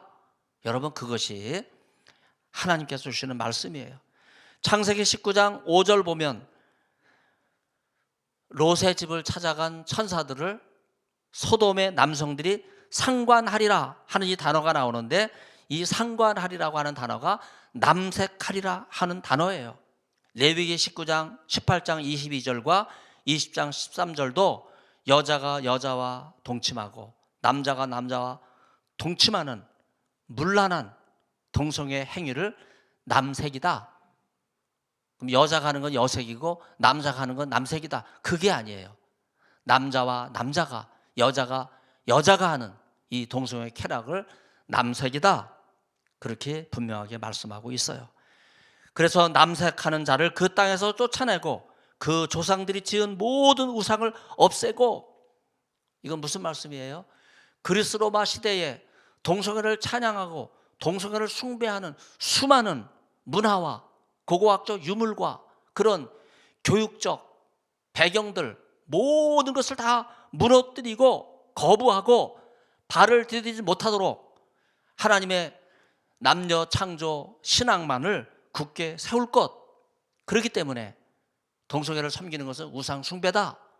인간의 욕망과 쾌락을 즐기는 하나님보다 동성애 욕망을 더 즐기기 때문에 그것은 우상 숭배다. 바로 이런 말씀을 하고 있는 것이 성경의 가르침이고, 열왕기상 15장 12절에서 분명하게 우상 숭배를 거론하면서 우리에게 주고 있는 말씀입니다.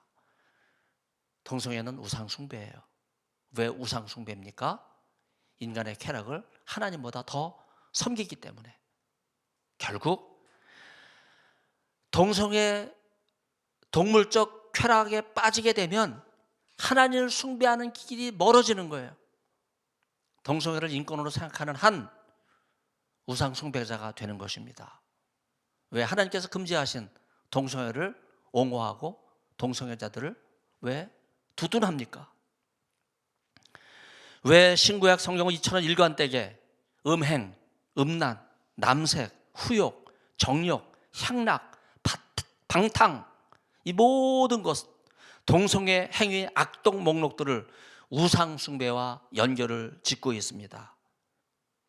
사사기 2장 17절을 보면 그들이 오히려 다른 신들을 따라가 음행하며, 결국 우상 숭배는요, 인간의 쾌락을 따라가는 동성애에 연결 짓고 있는 거예요.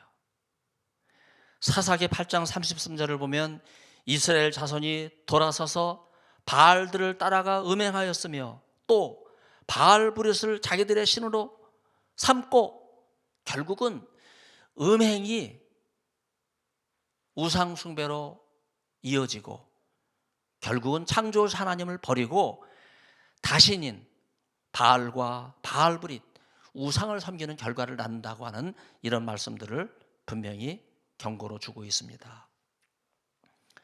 제가 신약학자이기 때문에 사도행전 15장도 여러분들이 흔히 생각하지 않는 그런 관점에서 설명을 좀 드리려고 해요.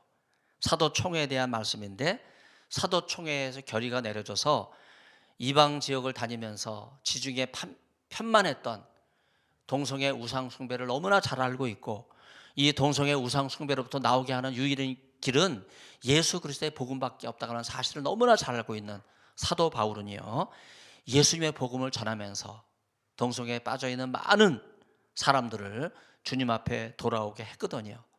그리고 사도총회가 모여서 보고하게 되었을 때 사도 바울은 동역자인 바나바와 함께 성령에 충만해서, 여러분 사도총회 결론이 20절 또 29절에 두 번 나오는데 또 다른 규절에 한 번 나와요.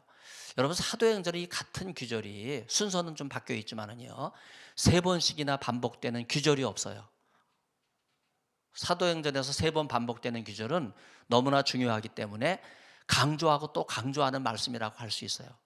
지금 15장 사도총회 후에 두 번이나 반복되는 이 말씀, 20절 우상의 더러운 것과 음행과 목매어 죽은 것과 피를 멀리하라 하는 이 말씀과 29절 순서는 조금 바뀌었지만 우상의 제물과 피와 목매어 죽은 것과 음행을 멀리하라, 이러한 말씀에서 음행은 우상 숭배예요. 왜 목매어 죽은 것을 언급하고 있습니까? 동성애의 쾌락을 극대화하기 위해서, 여러분 미성년자들이 있다면 여러분 이제 성경을 제가 설명해야 되기 때문에 말씀을 드리는 거예요. 이 동성애 쾌락을 극대화하기 위해서 동성애자들이 사랑을 나누는데, 이게 또 일상화되면 그 쾌락의 강도가 떨어지거든요. 그래서 쾌락의 강도를 높이기 위해서 어떻게 하냐 하면요, 학문 선교를 하는 거예요. 예. 그래도 이 욕망이 차질 않으면요, 이 남성과 남성이 학문 선교를 하면서 뒤에서 상대방의 목을 조르는 거예요. 그러면 몸이 경직돼서 움츠러들잖아요. 그러면서 성적인 쾌락을 높이는 바로 그 문화가 여기 밑바탕 되고 있는 거예요. 사도 바울은 이걸 너무나 잘 알고 있어요. 27년 동안 이런 인간의 동상의 쾌락과 음행에 빠져 있는 사람들을 어떻게 이 죄악에서부터 벗어나서 복음을 듣고, 이 동성애는 인간의 몸에 죄를 짓게 하는 건데 결국은 죽음으로밖에는 해결이 안 되는 건데 어떻게 살아서 이 동성애 문제로부터 헤어나올 수 있을까? 바울은 예수 그리스도의 복음으로 선포한 거예요. 그래서 사도총회에 모인 사도들을 설득해서 바로 이런 문화로부터 다 돌아설 것을 말씀하고 있는 거예요. 당시 이방인의 우상 숭배 제사에서 공창 제도를 통해서 음행이 하나님보다 육체의 쾌락을 즐기는 동성애로 이어지는 우상 숭배 악독이기 때문에 바로 이런 문제를 너무나 잘 알고 있는 사도 바울은요, 이런 문제를 거부한 거예요. 예수 그리스도의 복음이 아니면요, 결코 이 동성애 음행으로부터 헤어나올 수 없는 것입니다. 여러분, 이게 지금 현대 문화가 되어 있어요. 장신대 그리스도와 문화 윤리라고 하는 학과목을 그릇하게 바꿔놓고 있지만은요, 여러분, 문화가 성경의 가르침을 통해서 그 문화를 세워야지, 상황 윤리를 통해서 현대적인 문화가 다 이렇게 빠졌으니까 이 문화를 상대적인 거울로 삼아서 기독교 윤리를 세워야 된다. 여러분, 이런 논리가 여러분 신학교에서는 더 이상 자리를 잡으면 안 돼요. 여러분, 성경 윤리는 절대적인 겁니다. 하나님 말씀에 서야지. 예. 세상 사람들이 다 이혼한다고 해서 이혼을 정당하다고 가르친다면 여러분, 그게 기독교 윤리이겠습니까? 여러분, 상황 윤리가 아니에요. 성경 윤리를 통해서 다시 회복을 해야 되는데, 스웨덴의 증오 표현 금지법은 원래 유대인을 증오하는 신나치주의자들을 막기 위해 만들어진 법인데, 이 법의 취지와는 달리 요즘 교회에서 동성애를 반대하는 성경을 인용하거나 설교를 금지하는 법으로 악용되고 있습니다. 지금 문재인 대통령 임기 말기 이제 뭐 얼마 남지도 않았어요. 그런데 무슨 뭐 공적비를 세우는 것처럼 대담을 해서 역사와의 대화? 여러분, 역사와의 대화는 그게 아니에요. 대통령은 역사의 심판을 받아야지 자기가 뭐 역사의 주체가 돼서 자기가 자기를 평가한다는 거 있을 수 없는 거거든요. 자기를 미화해서 자기가 미화되는 게 아니에요. 근데 지금 임기 말에 차별금지법을 통과시키려고 하는 거거든요. 여러분, 하나님 말씀에 위배되는 악법이에요. 스웨덴이 결국은 이걸 통과시킴으로써 교회가 설 자리가 없고 복음 전도와 설교를 할 수 없는 그런 상황이 벌어지고 있는 거예요. 이러한 영향이 스웨덴의 작은 지방에까지 확대돼서 괴상한 동성애 퀴어 광란 퍼레이드가 벌써 끝난 지 오래됐던 것 같아요. 여러분, 사진을 보니까요, 사진에 이 설치물도 낡고 그 조용하고 아름다운 공원이 아직도 혐오스럽고 흉측스러운 이러한 동성애 천막으로 그대로 방치되어 있다고 하는 이 사실을 보면 공원 미관을 해치는 것을 넘어서 저 얼마나 흉측합니까, 저게. 사람도 없는 공원에 행사 끝났으면 빨리 철거를 해야지. 불쾌감을 불러오기까지 하는 스웨덴 웨레브로의 한 작은 도시에 방치되어 있는 천막이에요. 제가 비행기를 경유하면서 잠깐 들렸을 때 시간이 남아서 인근의 공원에 가서 찍은 사진입니다. 동성애자들 교회를 향해 혐오 세력이라고 공급하지만 수많은 공격을 합니다. 그럼에도 불구하고 사실은 자신들이 혐오를 조장하고 일반 국민을 향해서 성윤리를 무너뜨리는 행동을 통해서 청소년들을 잘못된 길로 인도한다고 하는 사실에 대해서는 전혀 의식을 하지 못하고 있어요. 서울시청에서 벌어지는 이 퀴어 퍼레이드를 보세요. 몸의 중요한 부분을 가린 둥 마는 둥, 얼마나 혐오스러운 복장을 통해서 미성년 청소년들이 그거 볼 때 성적 충동을 느끼고 혐오 감정을 일으키는 거거든요.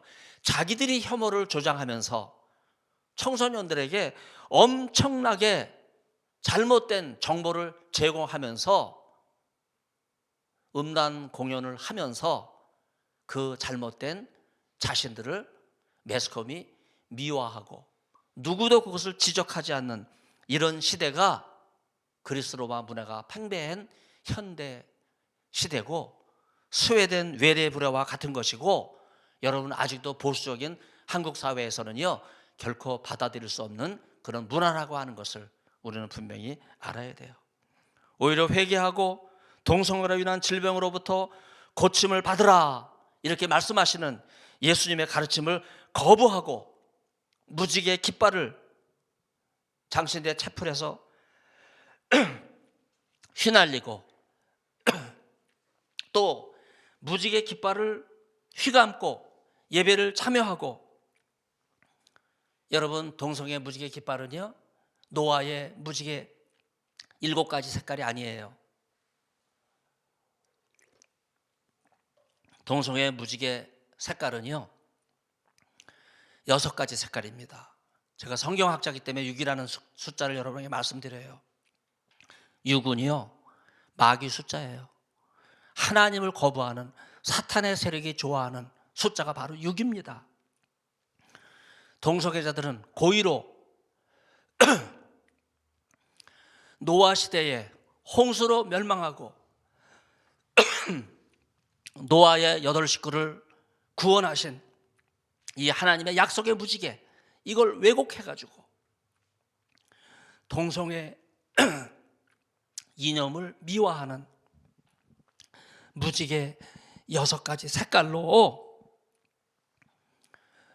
사람들의 꿈을 짓밟고 있는 거예요.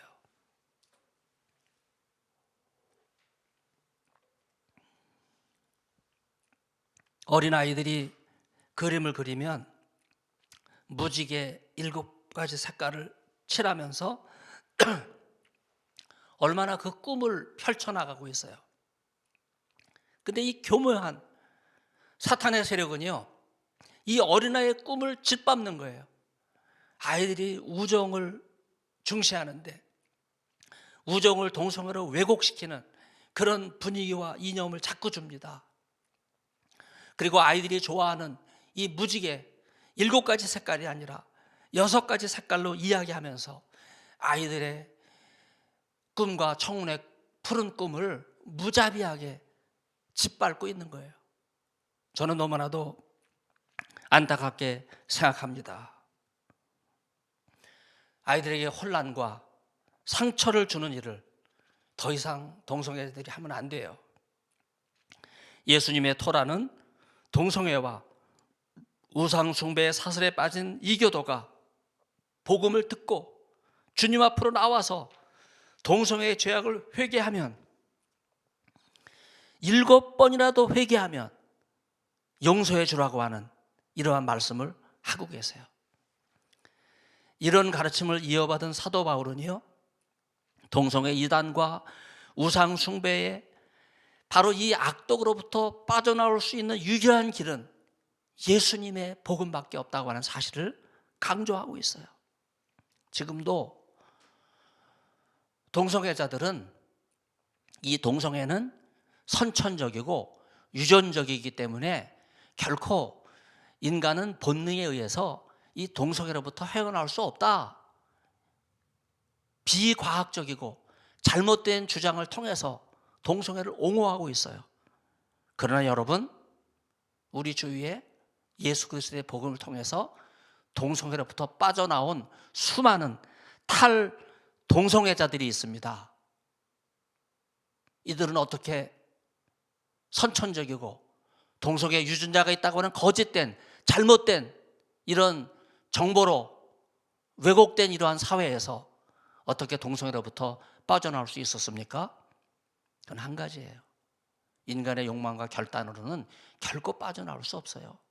예수 그리스도의 복음 아니면은 결코 동성애로부터 나올 수 없다고 하는 사실을 기억을 해야 됩니다.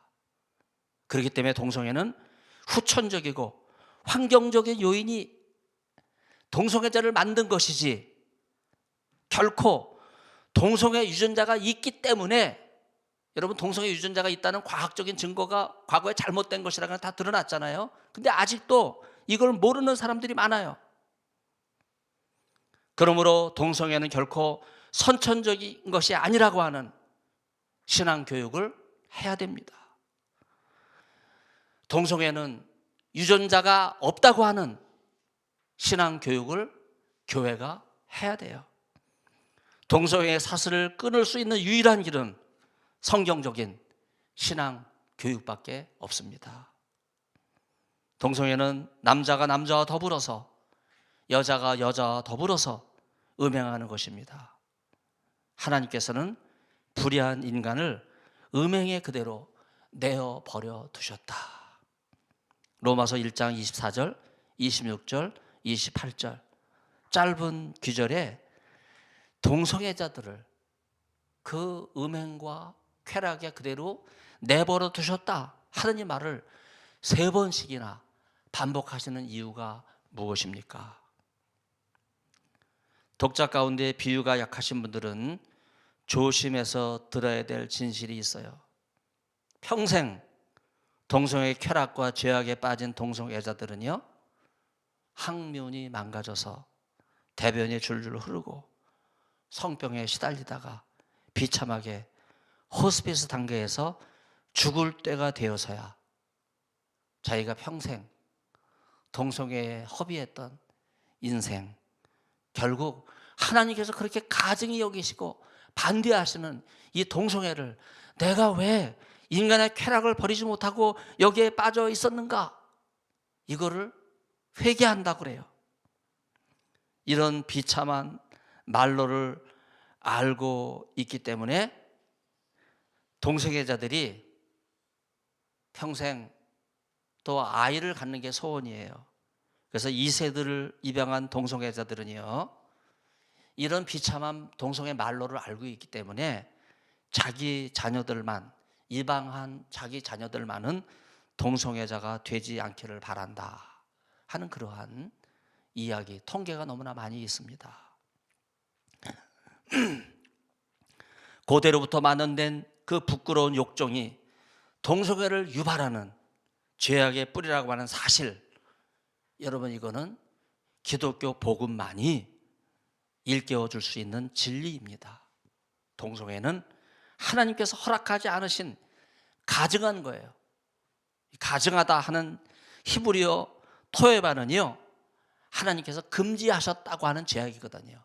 그래서 동성애가 하나님의 금지하신 죄악이라고 하는 것을 깨닫게 하고, 이게 중요한 거예요. 하나님 말씀이 아니면 동성애는 죄악이라고 말할 수 없는 거예요. 동성애는 하나님께서 금지하신 죄악입니다. 그리고 더 나아가서 하나님을 섬기는 대신에 제 몸이 좋을 대로 육신의 쾌락을 신으로 섬기는 이런 일이야말로 하나님을 대신하는 우상 숭배라고 하는 사실을 기억하고 이 혼탁한 사탄의 문화에서 벗어날 수 있기를 바랍니다. 이 문화의 배후에는요, 그리스 로마 신화가 있어요. 그리스 로마 신화는요, 인간의 욕망을 미화하고 신의 이름으로 찬양하고 있는데, 결국은 그 배후에는요, 그 당시 사람들이 동성애에 빠져서 허우적거렸던 그 문화를 그대로 반영해주고 있는 겁니다. 인간은 참 묘한 존재예요. 예.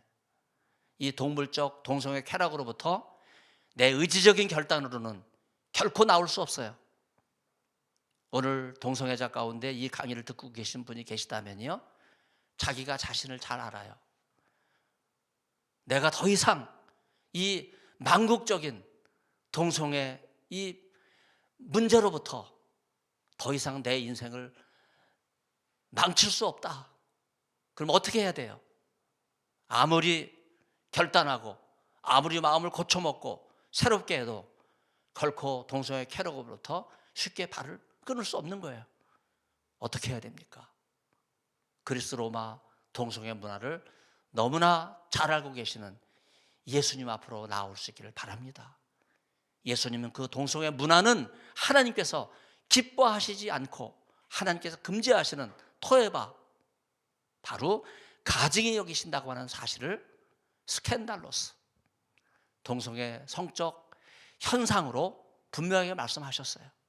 이런 망국적인 동성애 현상이 내 개인과 가정과 사회와 국가를 무너뜨리는 이 현실에서 대안은 하나밖에 없습니다. 예수 그리스도의 복음이에요. 주님, 나는 아무것도 할 수 없습니다. 내 인간을, 연약한 육신을 창조하신 주님께서 예수 그리스도의 복음을 통해서 나를 구원하여 주십시오. 내 죄를 회개합니다. 저를 용서하시고 이제 내 속에 하나님의 형상이 회복될 수 있도록 예수의 복음을 통해서 새롭게 해주십시오. 이런 결단을 하게 될 때 여러분의 인생이 새로워질 것입니다. 그리고 여러분, 집 안에만 있지 마세요. 문 열고 나와서 교회를 찾아가서 주일날 교회 가서 성수하고 예수님의 복음을 듣고 함께 찬양하는 성도들과 함께 성도의 공동생활을 하면서 여러분, 나의 동성애 문제를 해결하고 기도하고 그리스도 안에서 새로운 피조물로 지음받는 그런 인생을 살 수 있기를 바랍니다. 우리나라의 동성애자는 소수예요. 이 소수자를 보호하기 위해서 차별금지법을 제정한다고 하는 것은 99% 다수 시민들을 역차별하는 거예요. 더군다나 교회는요, 동성애자를 혐오한 적이 없어요. 오히려 동성애자들이 교회를 혐오한 거예요. 교회를 향해서, 저를 향해서 공개적으로 반박하고 반대하고 혐오의 말을 계속하는 이런 상황 속에서도 저는 기도하고 참고 하나님 말씀 앞에 굳게 서면서 지키고 있어요. 여러분, 세상을 이길 수 있는 비결은요, 예수 그리스도의 복음을 붙드는 일인데 그 일은 기도 외에는 일어날 수 없어요. 그래서 제가 신학교 교수지만요, 기도하는 일을 열심히 합니다. 어떻게든지 기도를 통해서 위로부터 하나님께 주시는 그 능력을 힘입어서 이 악한 세대를 이길 수 있고 세상을 이길 수 있는 담력을 얻기 위해서 제가 몸부림치고 기도하는 거예요. 이제 은퇴가 1년이 남지 않았는데 이제 남은 기간 동안 최선을 다해서 강단에서 하나님 말씀을 가르치고 그리고 은퇴한 이후에는요, 계속해서 한국교회 정론을 통해서 이 시대의 문제점, 하나님 말씀을 통해 예수 그리스도의 복음을 통해 바로잡는 일을 앞장서려고 합니다. 긴 시간 경청해 주신 여러분 감사드리고, 차이성 이 아카데미를 사랑해 주신 여러분 감사드립니다. 여러분의 기도와 후원을 통해서 하나님께 더 큰 영광을 돌리는 그런 은혜의 기회가 될 걸로 믿습니다. 다시 한번 감사를 드립니다. 기도하겠습니다. 만군의 하나님 아버지, 부족하고 연약한 인생들을 굽어 살피시고 하늘 문을 여시며 이리로 올라오라 말씀하여 주시는 주님의 놀랍고 크신 은혜를 감사를 드립니다. 오늘 그리스 로마 신화에 팽배했던 성인 남성과 미소년, 그리고 성인 여성과 미소녀 사이에 동성애 문화가 망극적인 고대 우상숭배 문화였다고 하는 것을 저희들에게 일깨워 주시고, 지금도 이 문화가 판을 치고 있는 이 잘못된 현실 가운데서 우리가 분명하게 하나님 말씀에 굳게 서서 세상을 이길 수 있는 하나님 말씀의 담력을 허락하여 주신 것을 감사를 드립니다. 지금 차별금지법을 국회가 제정하려고 하오니 하나님께서 간섭해 주시고 개입해 주셔서 이 악법을 막아주시고, 이미 차별 금지는 우리나라 헌법과 여러 민사 형법 여러 조항으로 보장하고 규정하고 있사오니 잘못된 악법을 만들지 않게 도와주시고, 다수 국민과 교회를 역차별하는 이런 악법이 제정되지 않도록 성부, 성자, 성령 하나님께서 간섭하여 주시옵소서. 이를 위해서 국회를 깨워주시고 교회를 깨워주시며 한국교회가 깨어나게 도와주시고, 이 시대 하나님의 복음에 합당하게 예수 그리스도의 복음을 땅끝까지 증거하는 귀한 일에 귀한 사명 감당할 수 있도록 우리 하나님 축복하여 주시옵소서. 이 모든 말씀 감사드리옵고 예수 그리스도의 이름으로 기도하옵나이다. 아멘.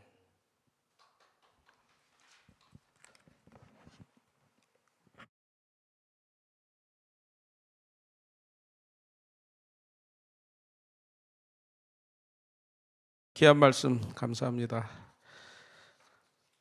장시간 말씀해 주셨는데, 이 그리스 문화의 그 신화를 보거나 그리스 유물 계속 저 사진으로 소개한 것들이 교수님이 직접 현장에 가서 다 찍어온 그런 것들이기 때문에 다 검증이 된 거죠. 이렇게 방송에 소개해도 별 문제 없는 그런 것들.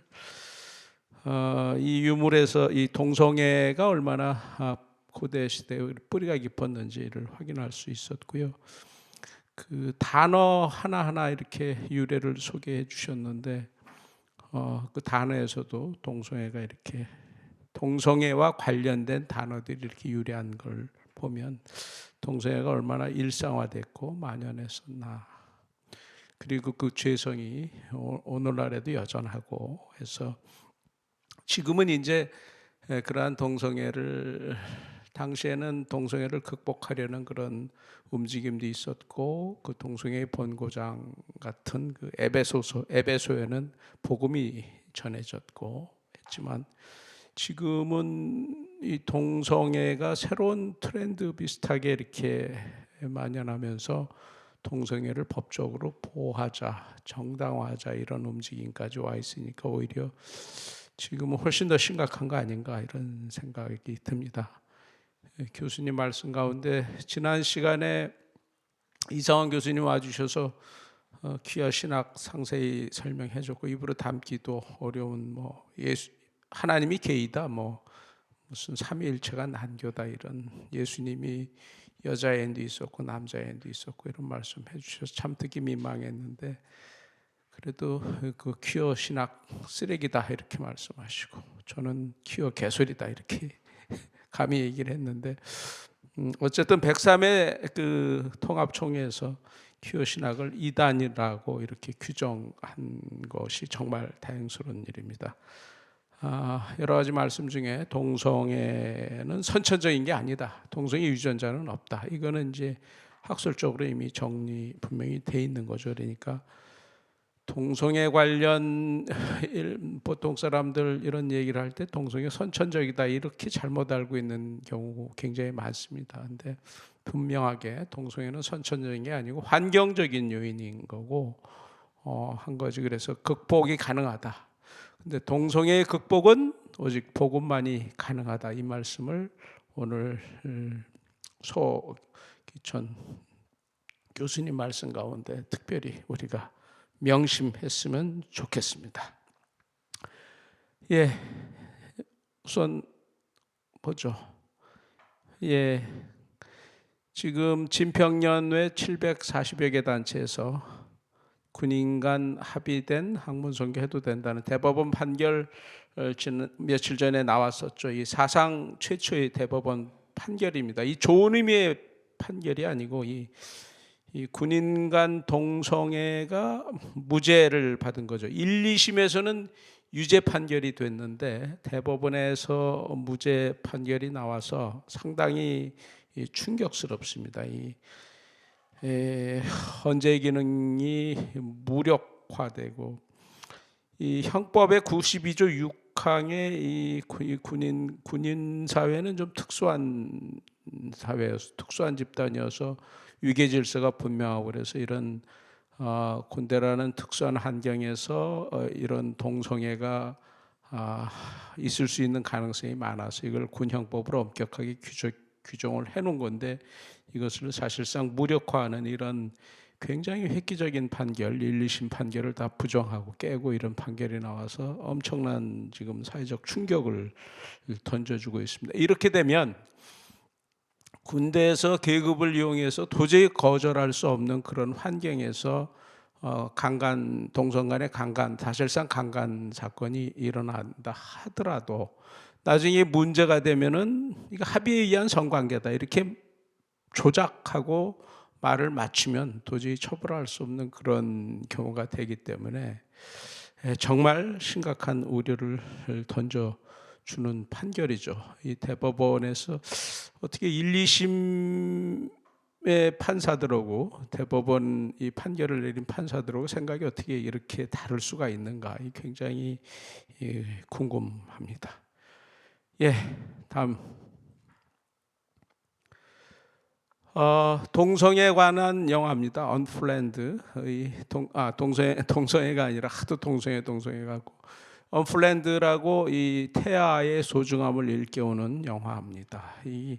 요즘 낙태 문제가 너무 심각하죠. 이 국회 앞에서 장시간 이 낙태 문제 반대하면서 시위도 많이 하고 하는데 어떤 분은 70대 노인인데 70대 노인분이 이 낙태의 그 죄악됨에 대해서 너무 신앙 양심에 부딪혀 와서 1년간 거기서 텐트 치면서 이 낙태 반대 피켓 시위 들고 있는 그런 분이 있었어요. 그런 분들 우리가 이렇게 오다 가다 보면 그런 얘기 듣고 이렇게 확인이 가능하고 그런데 이런 스토리들이 언론에서 좀 자세히 다뤄줬으면 하는데 전혀 그렇지 않아서 참 안타깝기도 하고 그렇습니다. 근데 이 언플랜드 낙태와 관련된 영화 굉장히 감동적인 영화인데 10개 교회가 동참하고 이렇게 상영이 되고 있어서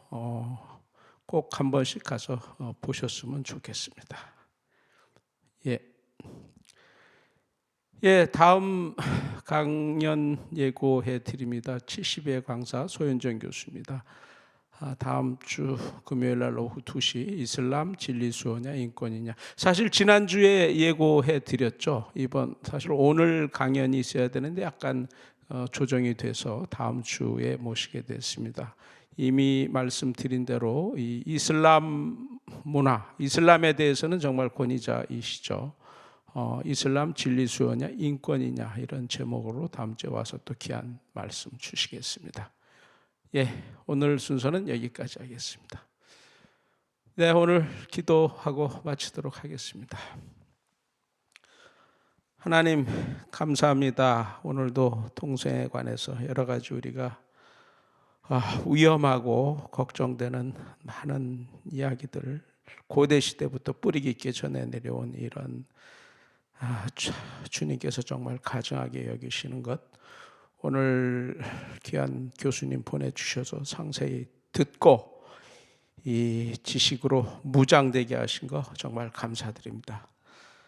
하나님이 음행과 동성애의 죄를 그토록 강조하셨지만 인간들은 이토록 반복적으로 죄를 짓고 오늘날에도 여러 가지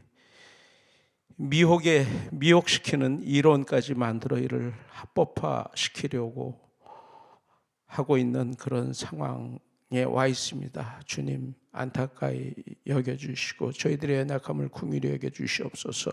이 동성애를 합법화해서 법으로 만들어서 이 차별금지법, 평등법을 통과시키려는 국회에서 통과시키려 하는 그 모든 기도와 시도들이 무력화될 수 있도록 하나님 도와주시옵소서. 차별금지법을 인권이라 하면서 밀어붙이는 이 세력들을 하나님 정말 한 줌의 바람처럼 날아갈 수 있도록 하나님이여 도와주시옵소서. 이 나라를 동성애와 음행의 위험 속에서 건져 주시옵소서. 이 나라가 최초로 차별 금지법을 물리쳐내는 그러한 복된 나라로 세워 주시옵소서. 아버지 하나님의 서구의 선진국이 풍요해지면서 이러한 악법에 무너져서 오늘날 여러 가지 혼란스러운 상황, 정말 학부모들의 마음이 찢어지는 그런 상황들이 많이 벌어지고 있는데, 아버지 하나님, 이 나라가 어찌하여 그쪽 선진국에서 잘못된 이런 법이 현장에서 확인되고 있음에도 불구하고 그를 모르고 그를 오히려 이것을 인권이라고 하면서 이것을 시대의 자연스러운 풍조고 이것을 인간의 자유라고 하면서 이 법을 통과시키려고 하는지 하나님 긍휼히 여겨 주시옵소서. 내가 거룩하니 너희도 거룩하라 이렇게 말씀하신 이 말씀을 우리가 다시 한번 새기게 하시고, 이 나라는 차별금지법을 이겨나고 최초로 하나님 정말 이 세계의 영적 질서나 정신을 선도해 나가는 그러한 복받은 나라로 주님께서 세워주시기를 간절히 원합니다. 이 차발을 통해서 더욱 많은 사람이 깨어날 수 있게 도와주시고 그리스도의 군사들이 하나 되어 나갈 수 있게 하나님 도와주시옵소서. 국회 앞에서 농성하며 헌신하는 주의 백성들 기억해 주시고 이 땅의 교회와 성도들의 기도를 들어주시옵소서. 이 차바에 헌신하는 모든 분들 한 분 한 분 기억해 주시고 이 차바 방송 나갈 때마다 아버지 하나님 그들의 마음이 움직이고 하나님 행함으로 이어질 수 있게 하나님 도와주시옵소서. 이 나라를 사랑해 이제까지 사랑해 주신 하나님께서 반드시 그렇게 해 주실 걸 믿고 감사드리며 예수님 이름으로 기도드리옵나이다. 아멘.